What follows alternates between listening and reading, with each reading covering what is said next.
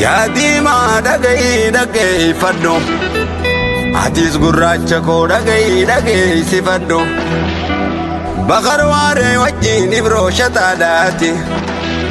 dollobaan ajjeesan hamiid ibroodhaati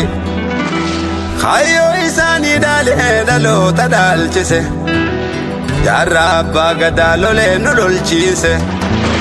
jaarraa abbaa gadaa lolee nu lolchiise hirayyoo dheera teenyaa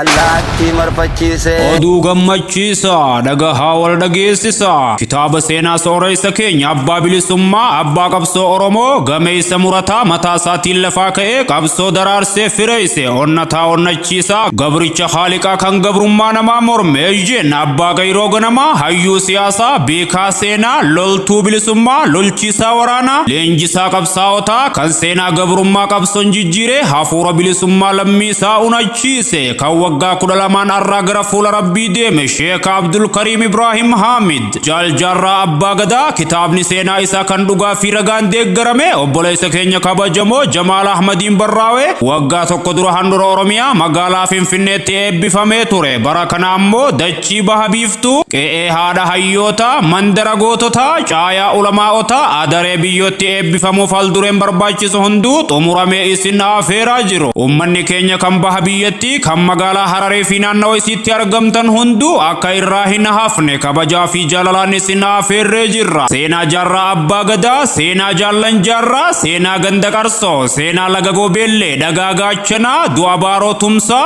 ololaa fi sakkaba jaarraa irratti oofame hundeeffamuu adda islaama bilisummaa oromiyaa dabalatee seenaa jaarraa fi qabsoo bilisummaa oromootiin wal qabatu hunda baruudhaaf eebba kitaaba sooreysa jaarraa abbaa gadaa fi qabsoo bilisummaa irraa hinaafnoo hin hafinaa isiniin jenna guyyaan gurraandhala 9/2017 Februaarii 16/2025 guyyaa alhadaa waaree booda sa'aatii biyya keenyaa sa'a 7 walakkaa irraa kan jalqabu taha iddoon magaalaa seenaa adaree biyyoo galma calanqootti wallahaa agarru isiniin jedhu qopheessitoonni sagantaa fi barreessaa kitaabaa Jamaal Ahmad kaayyoo isaanii dhaalee dhaloota dhaalchise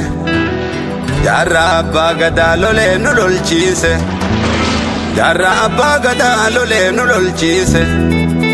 hirayyoo dheera teenyaa allaatti marfachiise.